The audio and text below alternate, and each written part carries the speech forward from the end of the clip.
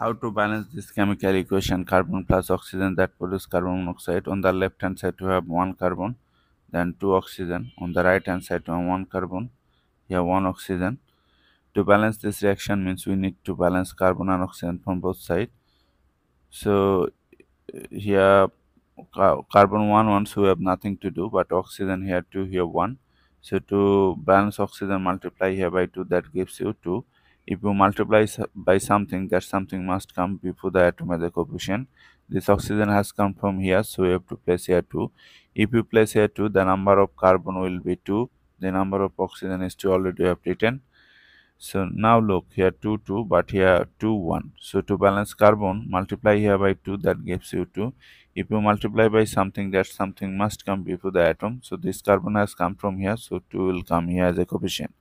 So look, everything is balanced now. 2 2 2 2. So this is the balanced chemical equation.